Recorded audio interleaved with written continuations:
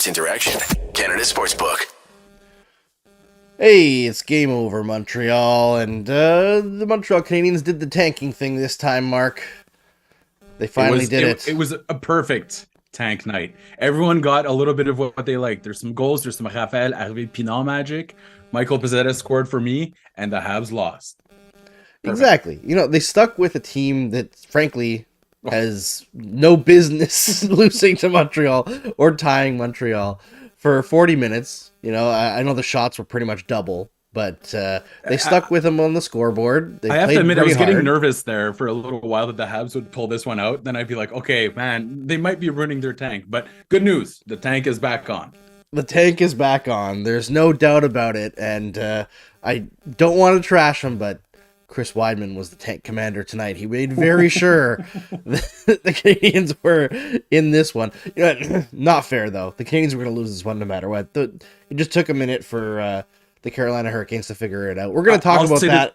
Before we get going, I'll say this. I've never seen a 2-on-1 turn into a breakaway before because of the defenseman. That was the craziest defensive play I've ever seen. It was interesting, to say the least. But we'll talk about that and much more coming up here on Game Over Montreal with myself, Andrew Berkshire, and Marc Dumont on SDPN Sports. Please like the stream if you enjoy hanging out here with us. And please, give us a share. Throw it up on your Twitter, throw it up on your Facebook, throw it up on your Instagram. You can do links on Instagram stories now, so no excuses not to share us on Instagram. And if you do, tag us.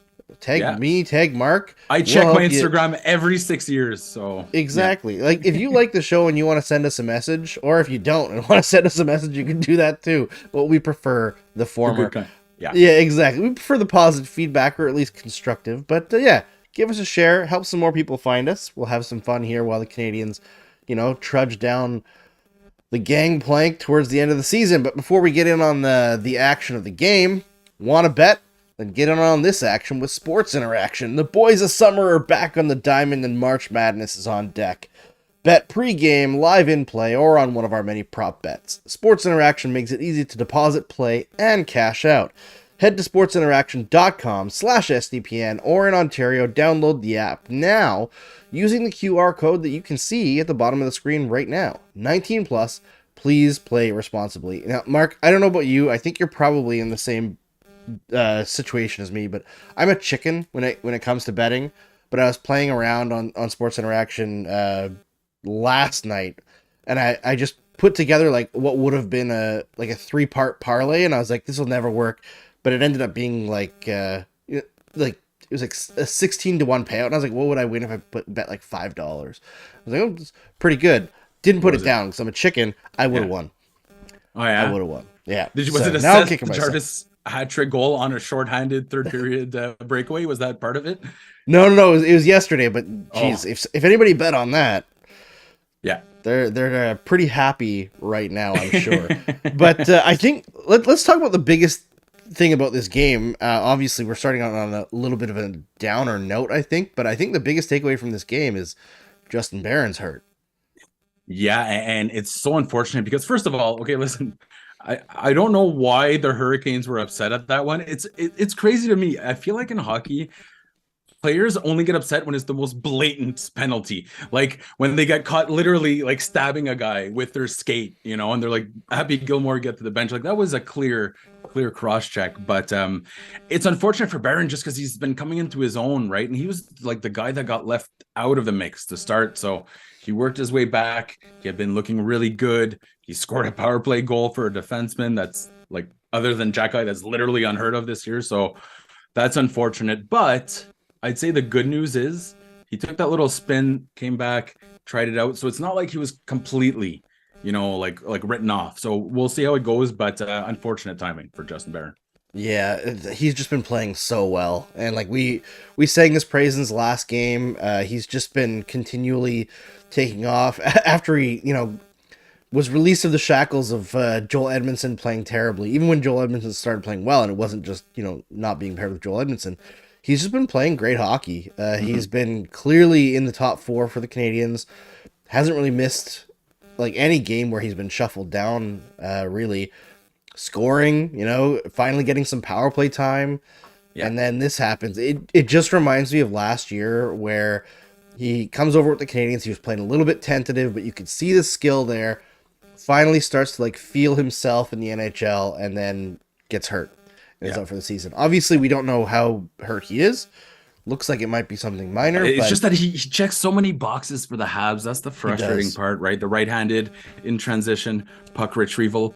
And if you go back to the conversation we had with Tim Turk, we talked about defensemen that like how they crank their stick up. So, Subban goes to like 11 o'clock, right? And Weber goes right about here. You see Justin Barron gets a ton of whip, and he doesn't necessarily have to go to the moon with his shot. So, yeah, it's just really unfortunate. But, hey, at this point, if there's any issues whatsoever, shut him down. Shut him down. We'll see how it goes next year. Yeah, Noel asks, what kind of dog is Raphael Harvey-Pinard? I say, I don't know, but he's got that dog in him, that's for sure. You know what I would actually say? Everyone would probably think you're thinking of like a Roddy, but I used to have a Rottweiler, and the biggest sucks in the world. Like Kirby Doc is the Rottweiler because he looks a little bit scary, but really he just wants some scritches there, I would say, based on going to Jared Book's house, he's a Chihuahua, because those Chihuahuas never stop, and they make their way, and they get you out of their way, and they somehow dominate your entire life. So I wouldn't buy a Chihuahua, but he's got that Chihuahua in him that it's a battle. Everything's a battle. So yeah, I'm not trying to insult him here either. Chihuahuas are the scariest dogs out there, in my opinion. Yeah, the Chihuahuas can get pretty aggressive. I'm gonna say he's some kind of terrier. Just like gets it done. He's diving in that hole to hunt a badger or something like that. Yeah, you don't even have to go into the field. Like, if you ever get even a Yorkshire Terrier, roll a ball towards them because they're mousing dogs, right? Yeah, and it's crazy. Mousers, yeah. They go from really happy and fun and want to cuddle to super aggressive to get that ball. It's in their brains, and I mean, every ship had one, right? That was the back in the day. But if you want to see, yes, that was the best description ever, because Google rat terriers in a field, and it's impressive, but it's also a little they're slightly psychotic, but they get it done, man. They go get those rats and whip them around, and yes, that's the one. He's a terrier, absolutely. 100%. Noel says his facial hair is serving Scottish Terrier. Yeah, I mean, I think it fits really well with Harvey-Pinard. I'm so impressed by him. We talked last time about him blocking shots in Edmonton with the game 6-2. He's just everything that you want a player to do to earn a spot. He's doing that, right? His focus is entirely on doing everything as team concept, get to the right areas, work really hard. I honestly just really love watching the kid play. It's contagious too, to a certain extent, right? You're seeing, even now that he's no longer on that fourth line, you're still seeing Pitlick and Pizzetta, who again, I'm glad we talked about last game because he's playing well. They're seeing this guy make his place, make his spot, and they're realizing what it takes. Because yes, it's great to say that hard work, you'll make it. Now, at that point, when you're that low in the depth chart, you have to go above and beyond every single shift, and I think we're seeing it from Belzile, we're seeing it from Pizzetta, so it's a little bit contagious in in that respect. And yeah, as Andre Holmes here mentions, or Andre, I'm not sure which one, has a pug and wants to fight dogs 10 times her size. So that's about what Hervé Pinard does every time, right?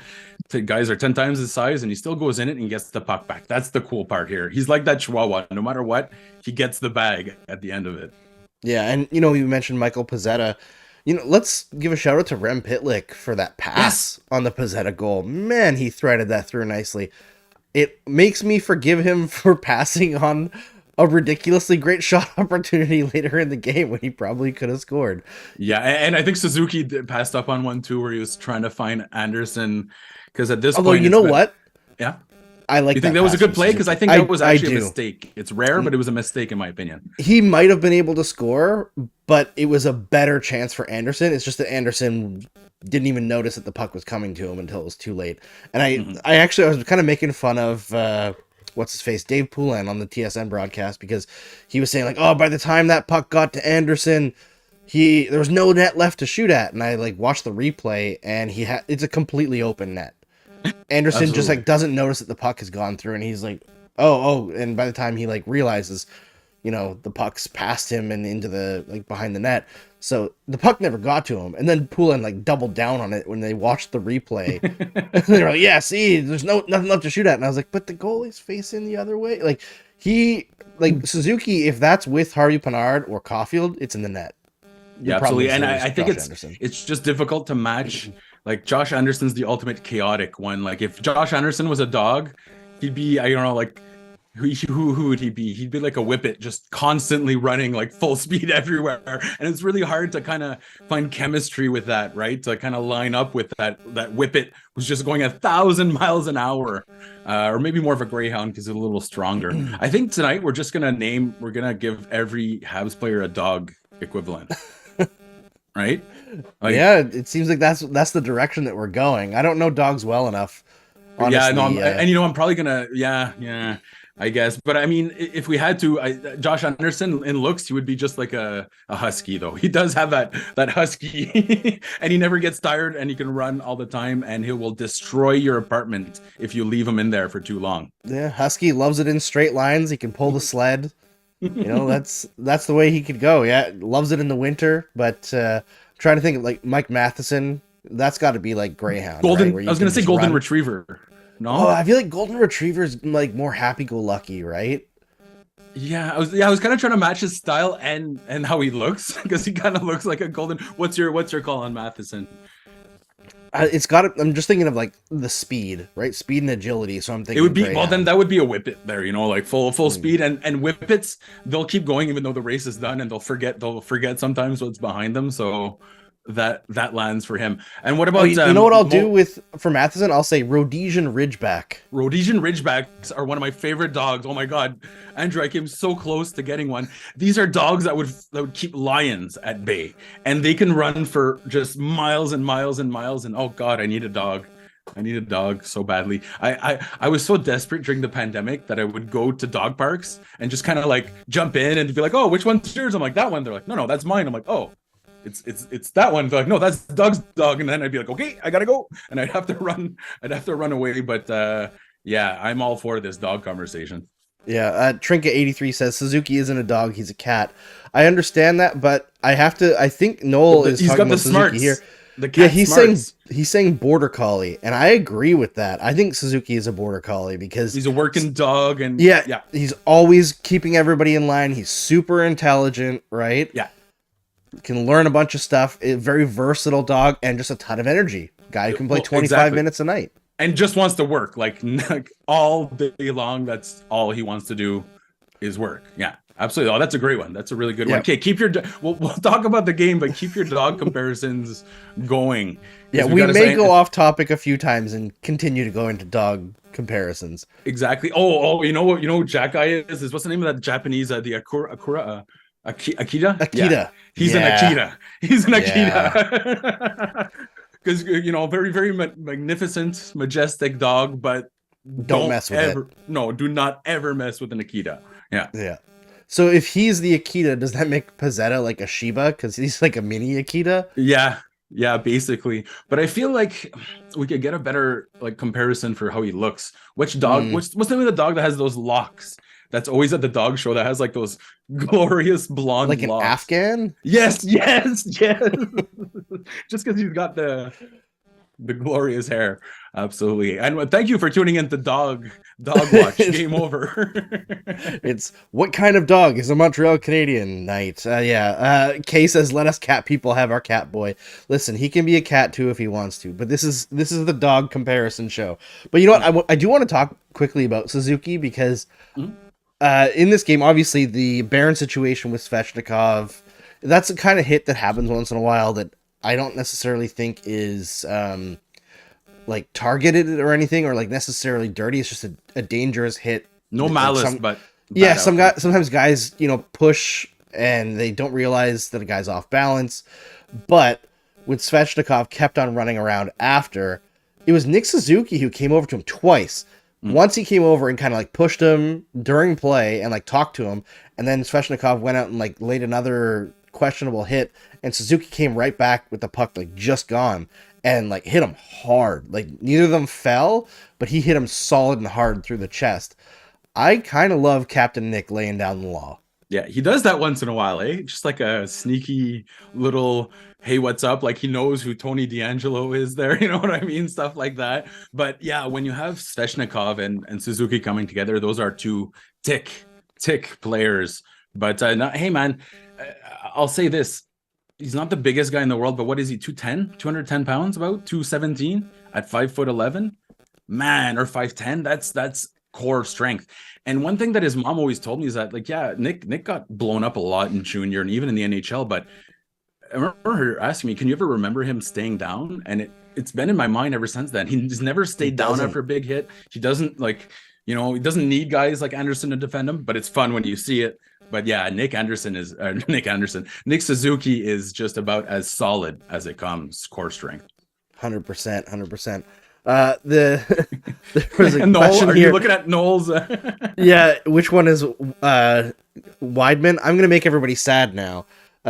Chris Weidman is Fry's dog from Futurama. No, from Jurassic Park. Yes, he is sitting on the sidelines, just waiting to get his call to play a game. He was so patient, so loyal, sitting there. He'll defend his teammates. So accurate. It is so accurate. He had a rough game, but man, the guy does not complain. No. Like, I think any other situation, if we saw a guy like Chris Weidman, like, he's not being treated badly, but in that situation, we'd be saying he's being treated badly. Yeah. But yeah, he hasn't said a word. You don't hear anything from his agent. He's just wants to still be around the NHL game. Exactly. Great leader, great person. He's the type of person that is just happy to be there, honestly. Like, let's be perfectly honest. Oh yeah, we haven't done French German Shepherd yet. We've got to have a German Shepherd on the team, right? Because you got bulldogs in there. We got a bulldog. I like, for some reason I feel like Montabo's a little bit of a bulldog. I don't know why, but it's kind of got like me, those puffy cheeks there, like a proper bulldog, not a French bulldog, like a real bulldog. What's a dog that just looks kind of sad? Not like a sad dog in terms of can't do anything, but just looks a little bit like the puppy dog eyes are always there. That's probably a pug, eh? Yeah, but Sam Montembeault probably can sit normally, so I don't want to give him pug. Yeah, and you can actually breathe as well. Yeah, exactly. Freaking pugs. It drives me. We're all completely off the rails here, but it drives me nuts when people get pugs, and they're like, "Isn't it cute when they're breathing?" And I'm like, okay, like they can't fill their lungs. The dog is literally dying while it's alive. I mean, let it not be a breed. Big, you know how much I love dogs, but yeah, always get mixed if you can. It's so much better for the dog and whatnot. But I remember one of my good friends, Jeff. This guy was almost 7 foot tall, big, gentle giant. Kind of think of Kirby Dog, and everyone always tried to fight him, which, you know, he hated. But he ended up getting a bulldog. Okay, so and a bulldog. The reason it's called a bulldog is because literally it would jump on bulls. You see how the mouth is made and the nose, so that it could jump on the bull and bring the breathing down and calm the bull down, and that way their nose is still, they could breathe. So he got it that first day, and I started playing with the bulldog because I love dogs, and these ones really love getting scratched on their bum. And the next day, his girlfriend calls me and she's like, "Hey, I forget his name, Doug or whatever, had a heart attack." And I was like, "Excuse me?" She's like, "Yeah, you made him run a lot last night, eh?" I'm like, "I think I made him run like 12 feet total." And then, so it turns out the vet was like, "Hey, yeah, bulldogs don't run. They just don't run ever whatsoever." So this was a 1-year-old dog getting a heart. Yeah, that's when I realized, hey, purebred dogs, oof, not great. Yeah, there's a lot of broken breeds. All right, on that depressing note. Oh, actually, they're doing great work with bringing dogs back to what they used to look like. That's one thing we can get into at some point. But we have to talk hockey, I guess. We do. Raphael Harvey-Pinard is the German Shepherd because he just gets everything done. He's just efficient, all business, right? Does that work? Sure. I think the Terrier still sticks better for him, but that's okay. Oh, I want a German Shepherd on the team. And a Poodle. If Justin Barron is hurt, do you know, Mark, if Baudin is healthy in Laval? Because I don't have time. Mike Hoffman's the Poodle. Sorry. Mike Hoffman's the Poodle. Yes, Baudin is back. Right now, you are looking at 2 guys that could probably take the helm there. There's no one, like, forget the idea left and right.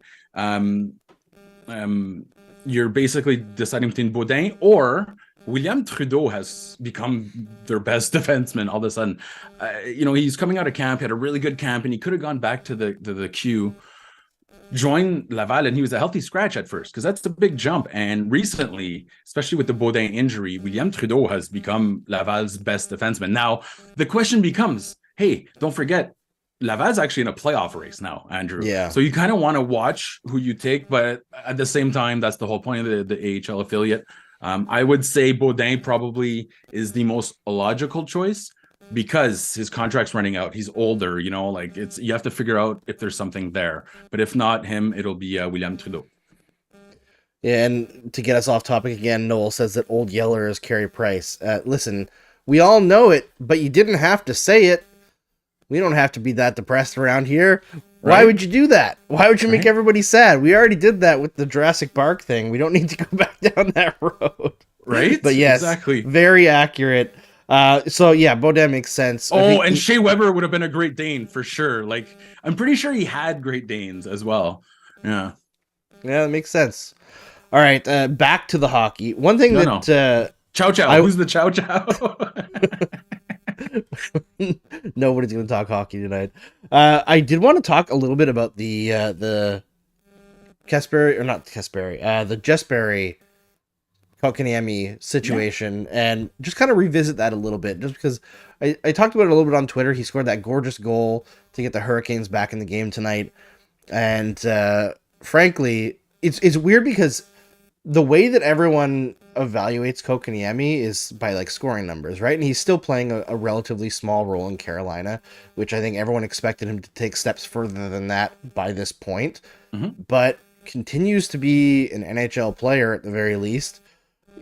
I know people will say, obviously the Canadiens picked the wrong guy. Agreed. They made some bad draft choices, but I'm looking back at that, and the magnitude of how poorly Bergevin and that staff handled that situation is jaw-dropping.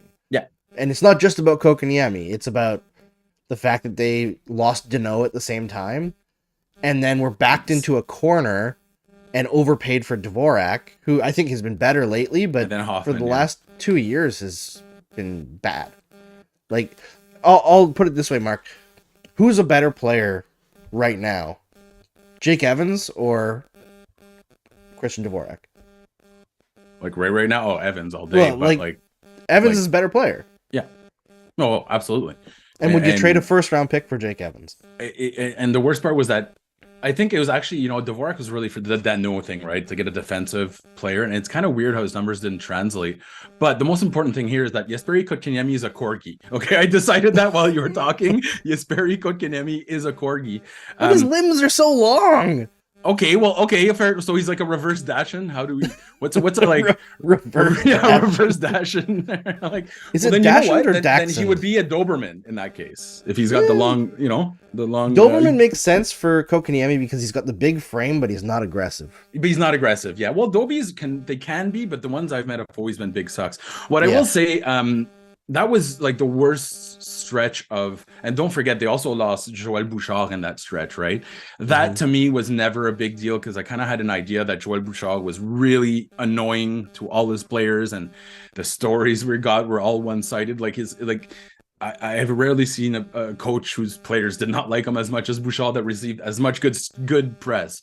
But if you remember correctly, that year I was doing the clean out, and it was player by player interview, and then when we got to Kotkaniemi, there was a 2-hour delay, and from what I heard, it was one of the more unpleasant conversations between a GM and a player in team history. And Kotkaniemi came out after that, like 2 hours while everyone's waiting, and you could tell he just was not in a good mood. He wasn't talking. So I get the sense that Bergevin really stuck to his guns, and I think you have to in the NHL, but that one, I think it might have even gotten personal to a point because he was expecting more out of him because it was his guy. He made the reach. So that was his first pick, right? Or no, actually that was the Galchenyuk. But I'd still say that it got personal between them. And, from that point on, it was never going to work out for the contract. And I'll say this as well. It's not the worst thing in the world that Kotkaniemi is no longer on the team, Andrew. Depending on the offer sheet only. Yeah. I mean, the fact is, I think, in retrospect, it made more sense to match the offer sheet than what they actually did, but it would make even more sense to have just kept that pick. Yeah, but the problem is they thought that that management group thought that team was going to make the playoffs last year. Well, Bergevin was working to save his job. Let's be perfectly honest. At that point, it got into like, panic territory because you're losing Danault and Kotkaniemi. The big deal out of all this was Danault, right? Just this idea that he didn't see the value in scoring, that to me was probably his biggest mistake at the helm of the Montreal Canadiens. Like, could you see this team right now if you had that anchor Danault? You wouldn't have to worry about that extra center. I know Danault wanted more responsibility, but hey, there's plenty of responsibility to go around nowadays. So that, in retrospect, was clearly the biggest mistake. Yeah, I mean, on the plus side, I don't know if they'd be able to tank with Danault. He wouldn't allow them to go bottom 5. No, you're right. Yeah, like between Danault, Suzuki, and especially now with Doc, like it's a little bit too much depth, I think. Yeah, for them to get into that like bottom 5 territory. So, well, that respect, so it's close to the mismanagement of KK. But as the mention here by Trinka 83, the poor development was long lasting. It wasn't just okay, he played well, one mistake, go down. I mean, this guy was getting benched in the playoffs for who again? Who is the guy that he was? Anyway, it doesn't matter. It was ridiculous that Kotkaniemi, and then that created a bit of a divide with the team too, right? So yeah, just the idea of Deschamps benching him and then benching Cole Caulfield like that, man. I'm glad those days are. We saw Martin St. Louis yell at the team today, and they deserve to be yelled at. But he's not going to bench Caulfield in the playoffs, right? Like, that's one thing. He's definitely not going to bench his best player, when the time comes. So, and we need a dog for. We'll let the chat decide what kind of dog St. Louis is. St. Louis, oh my goodness. Yeah. Because I would have said Malamute, but he just doesn't have that size, but he's got that Malamute, like, silver, look to him. So maybe like a Boston Terrier or something. I don't know. It's up to the chat. Yeah, something tough and gruff, but small, compact. Yeah. Small, exactly. Jack Russell, maybe. Well, Jack Russells I find are pretty annoying. Marty St. Louis is not annoying. So Jack Russells are, well, it depends on the owner, right? Like, it's every dog. I remember I had an ex-girlfriend, she had a boxer, and she's like, why is he... Also, they're called boxers because when they stand up and they punch you right in the testicles. That's exactly where they do it. But she wouldn't run him, and then she'd be like, why is he so jacked up? Like, there's a reason St. Louis is calm. If he didn't get his skates in, he'd be going wild out there. 100%. All right, trying to think what else we could talk about with this game. I feel like it's not that eventful, right? I mean, obviously people feel bad for Sammy Montembeault because, he's been playing so well, and then he's like, I don't think he played terrible tonight, allowing 6. It's just like the chances against were ridiculous. His rebound control is definitely a weakness, but he's not an elite goalie, so I just don't feel like it makes sense to knock him too much for that. I do feel bad for him on games like this, but at the same time, like, against the Hurricanes, this is to be expected, right? This team, especially with all these injuries, is not going to be able to keep up with a team like the Hurricanes, especially on their home ice. And it's not like a game against the Leafs, right, where there's that emotion and like swagger that comes into it. But there was from Kotkaniemi. I honestly feel like he tries a lot harder against the Habs, and I'm all for it. Yeah, 100%. I mean, if you're him, you've got a chip on your shoulder from... not just how they treated you, but also not matching the offer sheet probably stung a little bit, right? Because he's a number 3 overall pick that they gave up on after 3 years. Mm-hmm. Made the NHL at 18. Like, he still has elite defensive results. I know it's playing not high leverage minutes, but his results are still good. His numbers are great, offensively, not amazing, but that's the thing. He's not going to crack 33 points again. Like, that's the issue here. Let's be perfectly honest. And you and I have defended Kotkaniemi more than anyone else. But I mean, like, this guy is kind of projecting to almost never crack 35 points while playing with some of the most offensively gifted players in the NHL. So, like, there's that part of it too. While we were defending Kotkaniemi, everyone's like, he can't finish.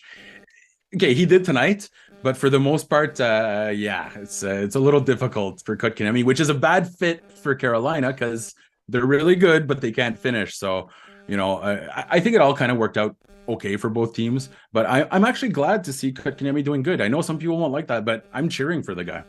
Yeah, I obviously, like, we have nothing against him. He didn't do anything wrong.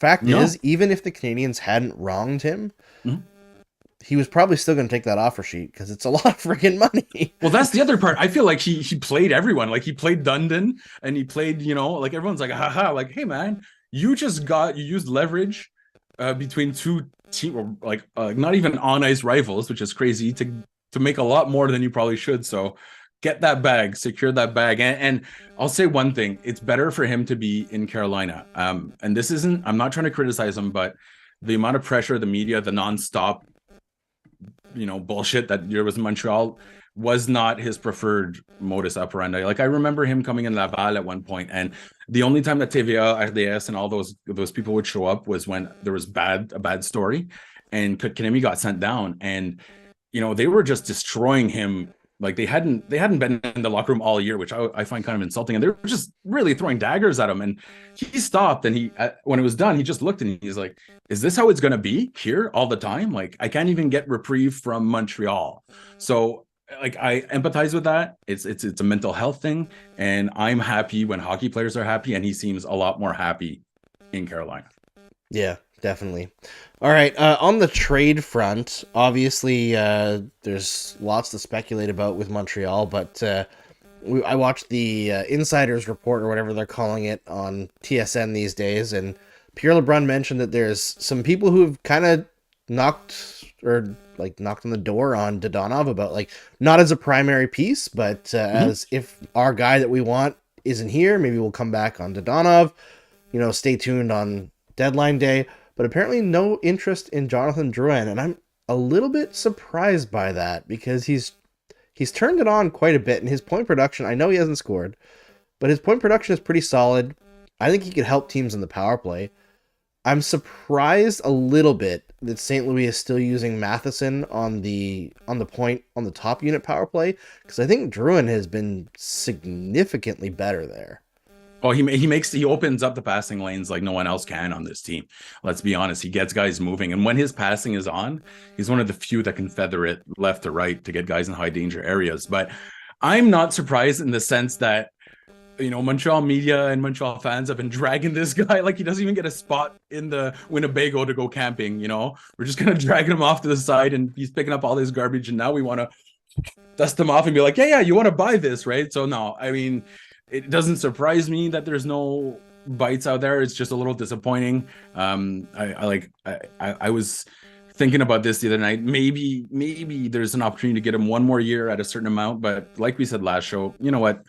It's time to kind of end that for the best of Jonathan Drouin. And I wouldn't be surprised to see a resurgence, honestly, Andrew. If you can focus on hockey and not have 45 idiots say something stupid every time his name is mentioned, I think he'll be in a lot better head state. And therefore, when you're healthy everywhere, your entire body, that's where you can perform. And don't forget, athletes need to be healthy to perform. So mental health, huge part of that. Yeah. Kay says that Frank Saravalli suggested there may be interest there. Oh. Well, I mean, that's weirdly, I feel like the insiders across the league are not on the same page on a lot of stuff this season. And it's kind of weird. I don't know if it's like there's less access or something post COVID, but then again, you remember the deadline a couple years ago where Frank Saravalli broke 95% of the trades?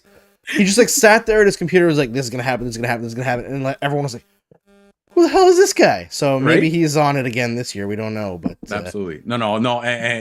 We'll see how it goes. I think actually from what I heard, it could have been excited to being a very sleepy market right now, like a very, very, very sleepy market.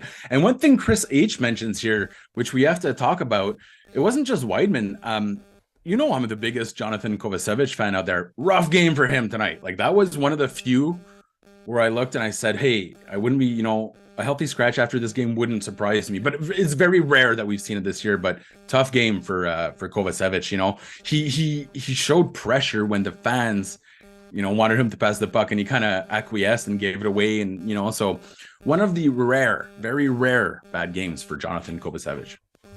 Yeah, I thought Mike Matheson struggled tonight too. Frankly, it was just not a great game for anybody. The Canes are miles above the Habs. It's not even. Yeah. Did you? They also. Looked?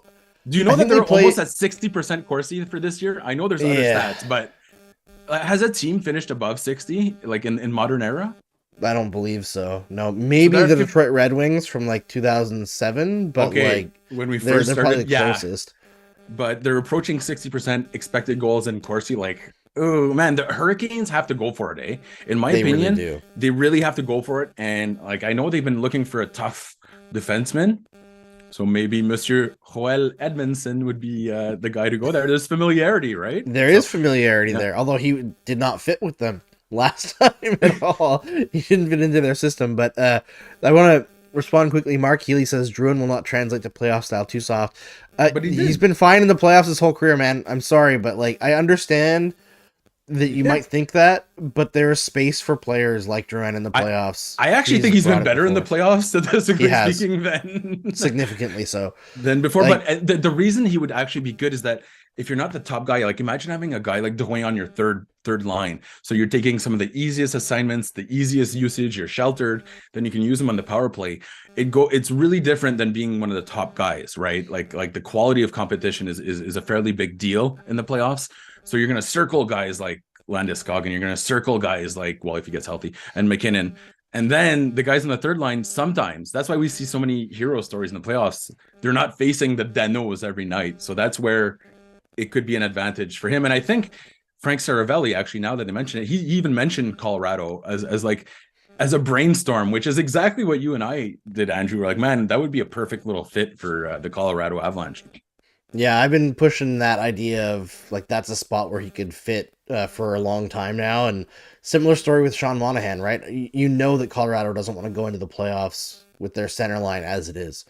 I know that Mikko Rantanen played center while Nathan McKinnon was hurt, but I don't think they want him to play center long term. So they're definitely looking. Their second center is, anyways, not that great. Yeah, they absolutely probably want. Well, and some people were saying, yeah, it was, if they trade for Monahan, they'll want to trade. Who's their Newhook, I guess, would be their second line center at this point. They're not moving Newhook. It's him or JT Compher. Yeah, Compher struggled, if I remember correctly, as a second line C. So yeah, just let's get Newhook out of the idea of that he's ever going to come to Montreal. But it would be fun. Yeah, it would. I mean, frankly, but I just want to now that Lekkonen's there, it'd be fun to see other Canadians go to the Colorado Avalanche and have like success too. Island of misfit Habs, the guys that we defended the most. Yeah, exactly. No, I would love that. You know what? I think, and I'm still going to maintain this, but the way you interpret Artturi Lekkonen's value to an NHL team, in my opinion, gauges your level of knowledge in hockey. Yeah, he's the litmus test. It's just like Lars Eller used to be with the Canadiens, right? Like if you thought Lars Eller was a bad player with the Canadiens, that tells me you don't know a lot about the sport. It's one of the most arrogant things I've ever said, but I absolutely believe it. Yes, I absolutely believe it. And that's why some of the smartest minds, Eric Parnas, went to go get Artturi Lekkonen and then won a Stanley Cup because of it. We can say that. I know it's not true, but we can say it, man. I mean, it kind of is true. He did score the Stanley Cup winning goal, and he was an absolute killer in that playoffs for him. So, right? Artturi Lekkonen. What kind of dog was Bergevin? Oh, we could maybe end on Bergevin was like your classic like probably American bulldog. I'd say him and Lapointe and Timmins, just a lot of muscle on there, like a lot of muscle. Tone. But don't ask him to run. No, not big on cardio or anything like that. And probably your best friend in the world, like when he's with you, but you have to like introduce him slowly to your friends when they come to your house. Like don't worry, he's friendly. Yeah, Trizek asks. This will be the last question, then we'll close things up. Trizek asks, any guesses where Puljujärvi ends up? He continually gets connected to Montreal, but I keep on hearing that San Jose and Edmonton are talking about Karlsson, and I don't think that happens without Puljujärvi going the other way. Just Karlsson and McDavid. Oh God! Imagine 3-on-3 for the rest of the season with Draisaitl, McDavid, Karlsson. Just amazing. Teams could just forfeit. Just that makes give it me up. So happy. I'm gonna say this. I don't think he's a good fit in Montreal. If I looked into it, and I actually have an article ready to go, just in case he gets put on waivers.